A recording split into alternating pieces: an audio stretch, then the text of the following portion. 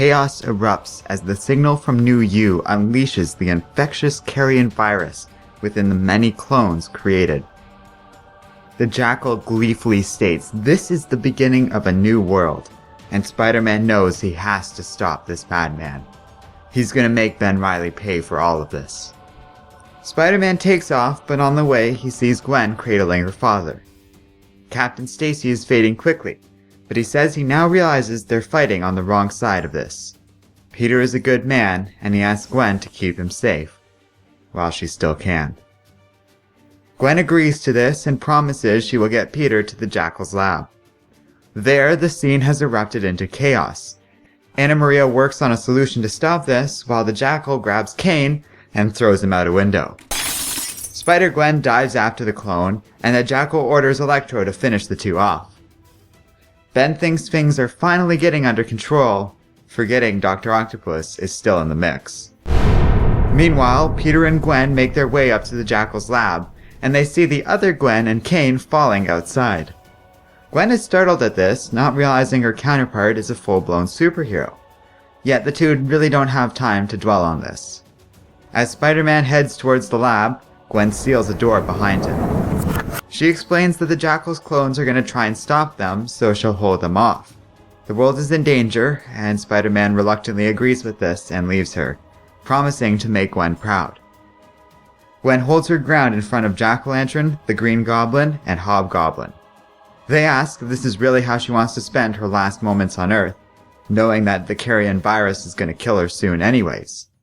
She says going out fighting and saving the world? You better believe it.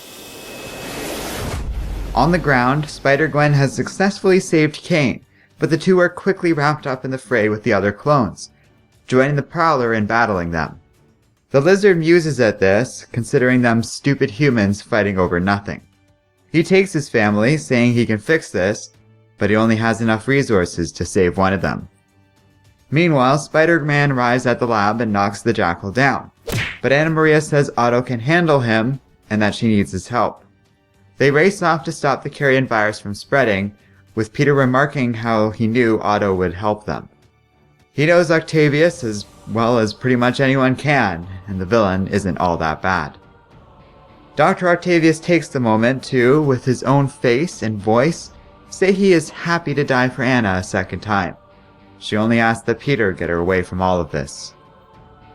They go to the area's broadcasting station and prepare to send out a counter-signal to stop the carrion virus, amplified by Parker Tech to spread the signal out to the entire world. There, Jonah cradles his wife, who succumbs to the virus. The media mogul quietly asks Spider-Man not to tell Peter that he was right about all of this. With that, Peter and Anna send out the signal and the clones quickly collapse, turning into ash. In the lab, Otto smashes the technology that would protect them, shocking Ben Reilly. He declares that the Jackal almost cost Anna her life, and now they're gonna melt together. Not long after this, Anna and Peter find the remains of the two, with both of them gone. Anna notices that the prototype, the ultimate clone template as Otto referred to it, is gone, while Peter finds the remains of Gwen. He openly says he had hoped things would have worked out differently, for once. The others are okay, although nobody quite wants to bother Rhino right now, who has not moved since his wife's passed. The clones are all gone, either dead or having escaped, and nobody is quite sure who survived and who didn't. A scientist calls the group over, saying the New You patients are downstairs and waking up. Everyone treated who was alive before they became a clone is down here, and though many are still sick, the advanced technology of New You can hopefully help most of them. The Prowler is revived and intact, whilst Peter spots Jerry, the man that first alerted him to this New You nightmare. Peter is happy to see him, and promises that he can at least bring Jerry home. He's not cured, but that's something. Jerry understands that Spider-Man is doing all he can. After all, he's only human. We end this thing on a f***ing pun.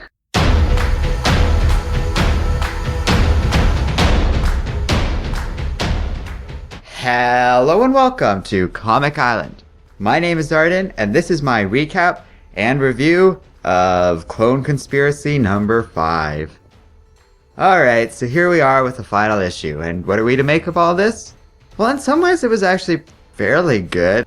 The art was once again amazing, meaning that the entire event was rather brilliantly drawn. Points for that, the art team did a really good job and don't deserve any criticism here. It's also worth mentioning that the entire event, with all the tie-ins, was published on time and without incident. Given the scale and amount of build-up around this thing, that's actually really impressive and shows the Spider-Man wing of Marvel's editing team really run a nice tight ship. The comic also has some pretty great moments in the writing. Gwen has a few lovely parts, although it does get a little cheesy and over the top with her. While we had some great stuff with Otto and Anna Maria I really appreciated. Those were good moments, to be sure, but just like the event as a whole, a few cool parts and well-written lines do not make up a good overall story. We end this issue with few lessons learned, little changed, and nothing of consequence really having happened. Peter's girlfriend, who tragically and rather memorably died, gets brought back to the dead to forgive Peter and all this stuff and get this unnecessary ending where she stands up to all these goblins as a real superhero. Except for Gwen, who's never a superhero, not this Gwen. The clones are gone, sort of, but if any writer needs them, the story leaves a lot of room for their return. I don't care for that detail either. It feels cheap, like so much of this event. Just a series of purposely created conveniences all in the service of telling this tale that I just don't see the point of. I still think Ben Reilly's behavior is off-the-wall crazy, especially in this issue. And not crazy in a good, mustache-twirling, scheming villain way. Just crazy as in, like, it was written by a madman. A madman, I say! And yes, I did read the tie-in that explains what happened to him. In this issue, Ben ranted and raved, had a plan that made no sense, and just forgot or didn't think of things that a genius capable of creating all these clones shouldn't have forgotten for no good reason. Ben might be the worst part of this story. I don't recommend Clone Conspiracy. Honestly, I hated it. I think it might just be one of the worst Spider-Man crossover events in recent history. I can't say ever because there's terrible examples in complete history, but basically out of all the Dan Slott-written events, this one's the worst, in my opinion. It's clunky, pointless, and overall not very well written or structured. But you might disagree. Let me know what you think in the comments section below. Thanks for watching this video. If you liked it, consider supporting us on Comic Island's Patreon.